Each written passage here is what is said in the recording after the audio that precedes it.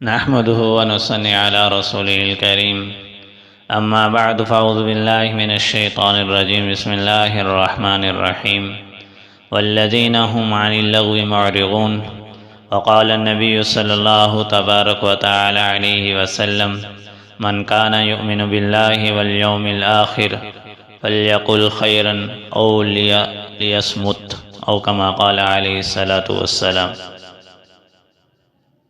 یہ زبان جو اللہ تعالیٰ نے ہمیں عطا فرمایا ہے کتنی عظیم نعمت ہے، کتنا بڑا انعام ہے۔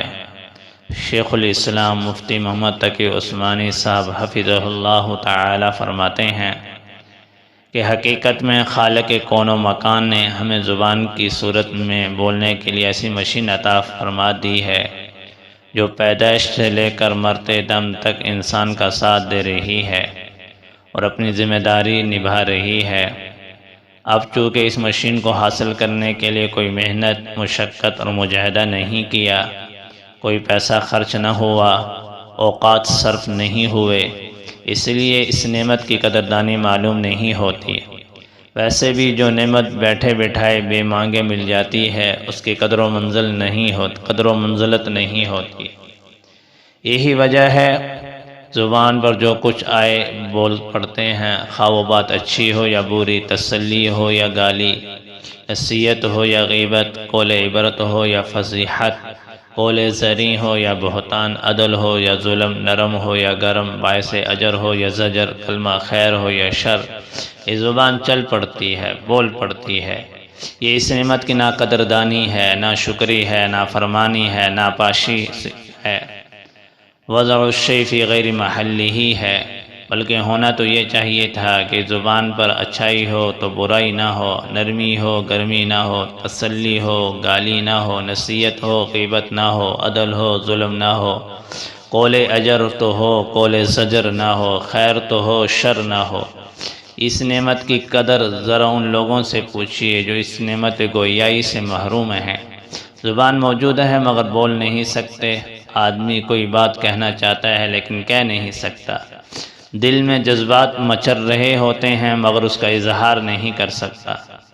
ان لوگوں سے پوچھئے تو صحیح، وہ بتائیں گے کہ زبان کتنی بڑی دولت ہے، اللہ کا کتنا بڑا انعام ہے۔ ایک مرتبہ حضرت لقمان حکیم رحمۃ اللہ علیہ کے آقا نے لقمان حکیم رحمۃ اللہ علیہ سے کہا کہ میرے لیے ایک بکری ذبح کرو اور اس کے 2 بہترین اور نفیس ترین گوشت کے ٹکڑے میرے پاس لاؤ۔ چنانچہ لقمان حکیم رحمۃ اللہ علیہ نے حکم کی تعمیل کی، بکری ذبح کر کے اس کے دل اور زبان کو آقا کی خدمت میں لے گئے۔ آقا نے کہا کیا بکری میں ان 2 ٹکڑوں سے زیادہ بہتر ٹکڑا کوئی نہیں تھا؟ آپ چپ رہے، کچھ نہ بولے۔ پھر آقا نے آپ سے کہا دوسری بکری ذبح کرو اور اس کے جو بدترین اور ذلیل ترین ٹکڑے ہوں وہ لے آؤ۔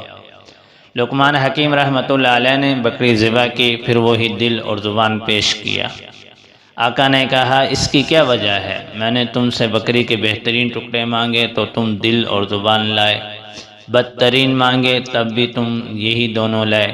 لقمان حکیم رحمۃ اللہ علیہ نے فرمایا اے میرے آقا، اگر دل اور زبان اچھے رہے تو ان سے بہتر جسم کا کوئی عضو نہیں، اگر یہ بگڑ گئے تو ان سے بدتر کوئی عضو نہیں۔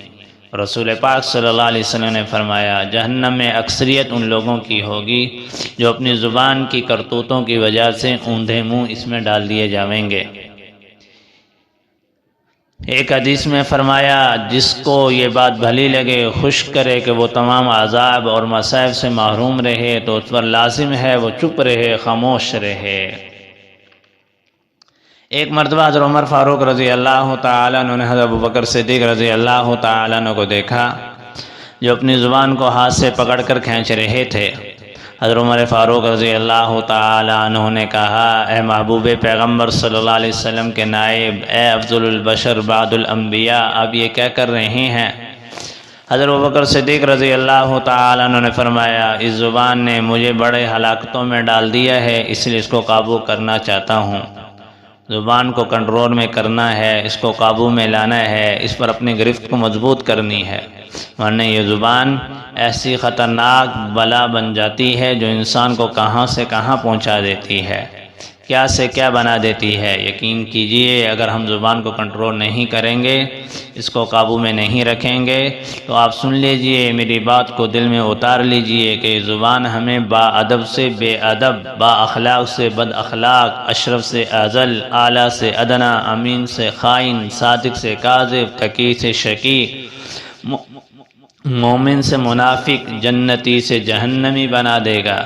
یہی وجہ ہے کہ سرور کائنات صلی اللہ علیہ وسلم نے فرمایا، من تکفل لی ما بین لحیی و رجلی اتکفل لہ بالجنہ، جو شخص مجھے دو چیزوں کی ضمانت دے دے، زبان اور شرمگاہ کی، میں اس کو جنت کی ضمانت دیتا ہوں، وہ جنتی ہوگا۔ ایک مرتبہ رسول پاک صلی اللہ علیہ وسلم غالباً مسجد نبوی میں تشریف فرما تھے، آپ صلی اللہ علیہ وسلم نے فرمایا، جو شخص دروازے سے پہلے داخل ہوگا وہ جنتی ہوگا۔ صحابہ کرام رضوان اللہ تعالی علیہم اجمعین یہ بات سن کر بے تاب ہو گئے، مضطرب ہو گئے، بے چین ہو گئے، انتظار کرنے لگے کہ آیا وہ خوش نصیب کون ہوگا۔ اچانک حضرت عبداللہ بن سلام رضی اللہ تعالی عنہ داخل ہوئے، ان کو دیکھ کر کچھ صحابہ کرام رضوان اللہ تعالی اجمعین کے پاس گئے، جو کچھ رسول پاک صلی اللہ علیہ وسلم نے ان کے حق میں فرمایا تھا ان سے بیان کیا اور پوچھا، وہ کون سا مضبوط عمل ہے جو آپ کر رہے ہیں؟ حضرت عبداللہ بن سلام رضی اللہ تعالیٰ نے فرمایا، میرے بھائیو، میں ایک کمزور اور ضعیف آدمی ہوں، میرا کیا عمل ہے؟ بس اتنا کرتا ہوں کہ اپنے سینے کو بچائے رکھتا ہوں اور فضول اور بے فائدہ باتوں سے اجتناب کرتا ہوں۔ ایسا کیوں نہ ہو کہ خود رسول پاک صلی اللہ علیہ وسلم نے فرمایا، من صمت نجا، جو خاموش رہا وہ نجات پا گیا۔